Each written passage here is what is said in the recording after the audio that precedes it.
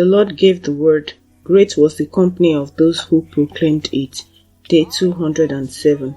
The book of Judges, chapter 7, verse 9 to chapter 9, verse 45. Judges, chapter 7, verse 9. It happened on the same night that the Lord said to him, Arise, go down against the camp, for I have delivered it into your hand. But if you are afraid to go down to the camp with Purah your servant, and you shall hear what they say, and afterward your hands shall be strengthened to go down against the camp. Then he went down with Purah his servants to the outpost of the armed men who were in the camp. Now the Midianites and the Amalekites, all the people of the east, were lying in the valley as numerous as locusts, and their camels were without number, as the sand by the seashore in multitude. And when Gideon had come, there was a man telling a dream to his companion. He said, I have had a dream. To my surprise, a loaf of barley bread tumbled into the camp of Midian. It came to a tent and struck it so that it fell and overturned, and the tent collapsed. Then his companion answered and said, This is nothing else but the sword of Gideon, the son of Joash, a man of Israel. Into his hand God has delivered Midian and the whole camp.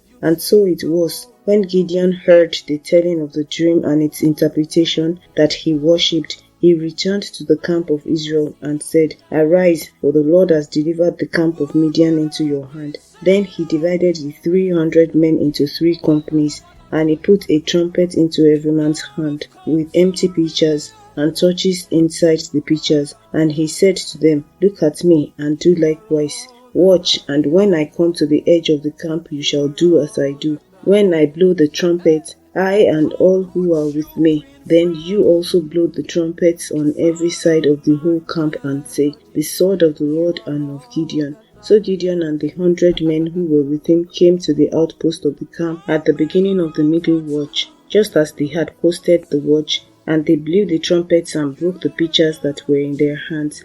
Then the 3 companies blew the trumpets and broke the pitchers. They held the torches in their left hands and the trumpets in their right hands for blowing. And they cried, The sword of the Lord and of Gideon. And every man stood in his place all around the camp, and the whole army ran and cried out and fled. When the 300 blew the trumpets, the Lord set every man's sword against his companion throughout the whole camp. And the army fled to Beth Acacia toward Zererah, as far as the border of Abel Meholah by Tabbath. And the men of Israel gathered together from Naphtali, Asher, and all Manasseh, and pursued the Midianites. Then Gideon sent messengers throughout all the mountains of Ephraim, saying, Come down against the Midianites, and seize from them the watering places, as far as Bethbara and the Jordan. Then all the men of Ephraim gathered together and seized the watering places as far as Bethbara and the Jordan. And they captured 2 princes of the Midianites,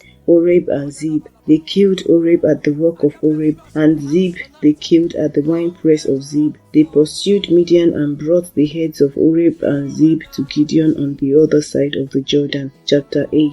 Now the men of Ephraim said to him, Why have you done this to us by not calling us when you were to fight with the Midianites? And they reprimanded him sharply. Then he said to them, What have I done now in comparison with you? Is not the gleaning of the grapes of Ephraim better than the vintage of Abiezer? God has delivered into your hands the princes of Midian, Oreb, and Zeb. And what was I able to do in comparison with you? Then their anger toward him subsided when he said that. When Gideon came to the Jordan, he and the 300 men who were with him crossed over, exhausted but still in pursuit. Then he said to the men of Succoth, Please give loaves of bread to the people who follow me, for they are exhausted, and I am pursuing Zebah and Zalmunna, kings of Midian. And the leaders of Succoth said, Are the hands of Zebah and Zalmunna now in your hand, that we should give bread to your army? So Gideon said, For this cause, when the Lord has delivered Zebah and Zalmunna into my hand, then I will tear your flesh with the thorns of the wilderness and with briars. Then he went up from there to Penuel and spoke to them in the same way. And the men of Penuel answered him as the men of Succoth had answered. So he also spoke to the men of Penuel, saying, When I come back in peace, I will tear down this tower. Now Zebah and Zalmunna were at Karkor, and their armies with them about 15,000. All who were left of all the army of the people of the east for 120,000 men who drew the sword had fallen. Then Gideon went up by the road of those who dwell in tents on the east of Nobah and Jogbehah,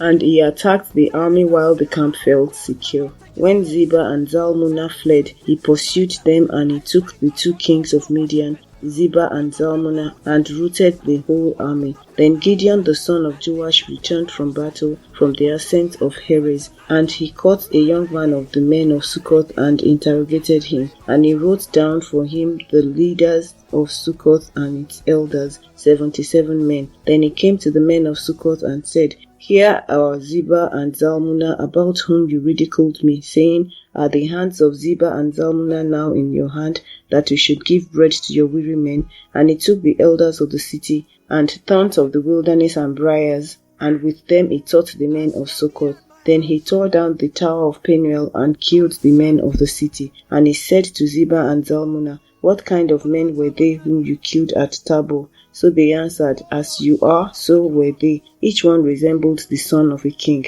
Then he said, They were my brothers, the sons of my mother. As the Lord lives, if you had let them live, I would not kill you. And he said to Jether his firstborn, Rise, kill them. But the youth would not draw his sword, for he was afraid, because he was still a youth. So Zebah and Zalmunna said, Rise yourself and kill us, for as a man is, so is his strength. So Gideon arose and killed Zebah and Zalmunna, and took the crescent ornaments that were on their camels' necks. Then the men of Israel said to Gideon, Rule over us, both you and your son, and your grandson also, for you have delivered us from the hand of Midian. But Gideon said to them, I will not rule over you, nor shall my son rule over you.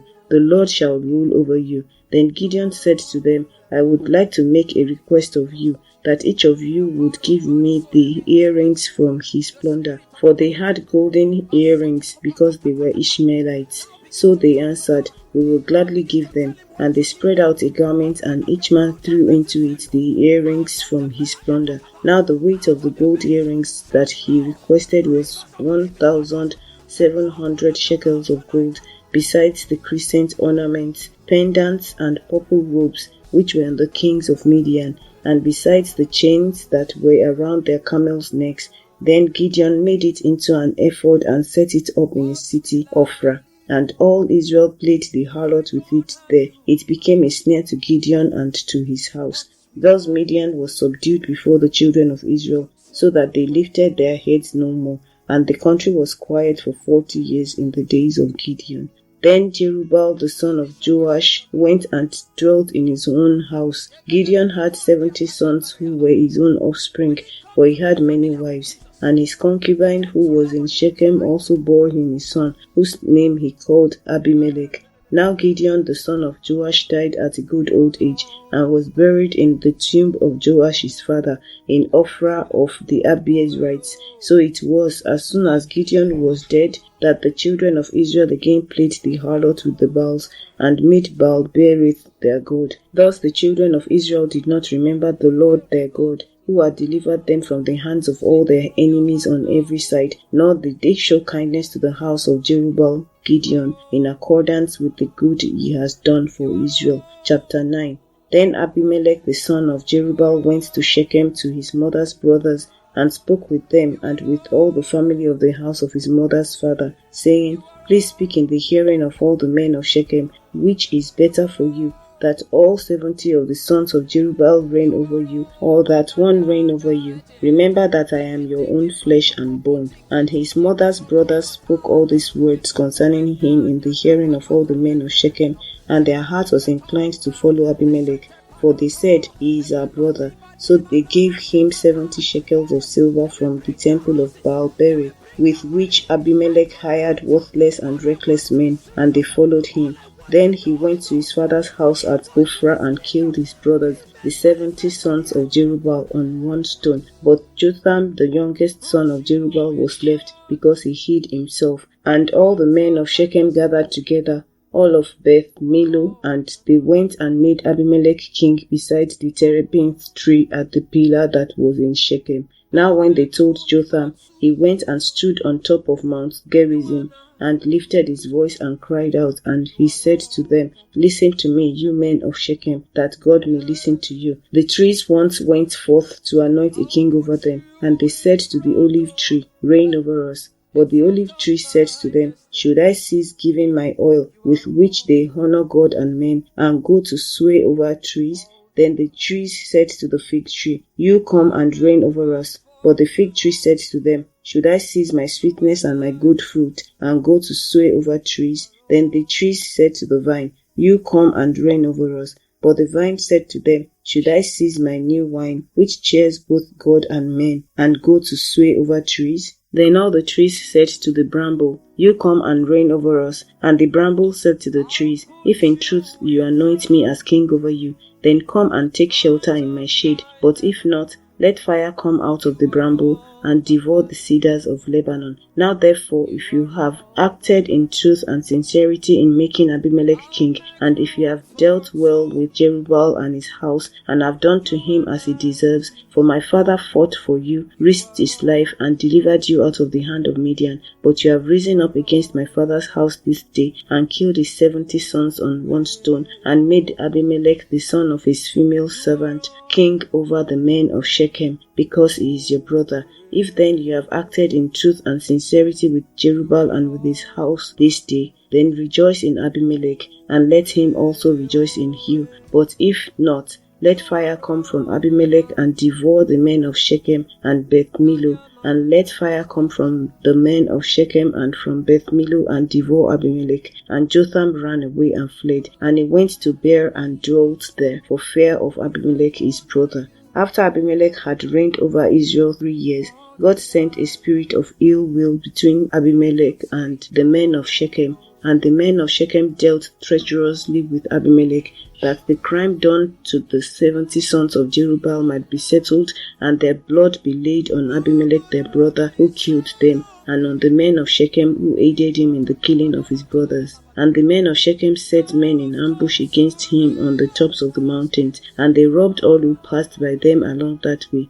And it was told Abimelech, Now Gaal the son of Ebed came with his brothers and went over to Shechem, and the men of Shechem put their confidence in him. So they went out into the fields and gathered grapes from their vineyards and trod them and made merry. And they went into the house of their God and ate and drank and cursed Abimelech. Then Gaal the son of Ebed said, Who is Abimelech, and who is Shechem, that we should serve him? Is he not the son of Jerubbaal, and is not Zebul his officer? Serve the men of Ammon the father of Shechem, but why should we serve him? If only these people were under my authority, then I would remove Abimelech. So he said to Abimelech, Increase your army and come out. When Zebul the ruler of the city heard the words of Gaal the son of Ebed, his anger was aroused, and he sent messengers to Abimelech secretly, saying, Take note, Gaal the son of Ebed and his brothers have come to Shechem,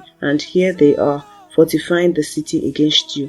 Now therefore get up by night, you and the people who are with you, and lie in wait in the field. And it shall be as soon as the sun is up in the morning, that you shall rise early and rush upon the city. And when he and the people who are with him come out against you, you may then do to them as you find opportunity. So Abimelech and all the people who were with him rose by night, and laid in wait against Shechem in 4 companies. When Gaal the son of Ebed went out and stood in the entrance to the city gate, Abimelech and the people who were with him rose from lying in wait. And when Gaal saw the people, he said to Zebul, Look, people are coming down from the tops of the mountains.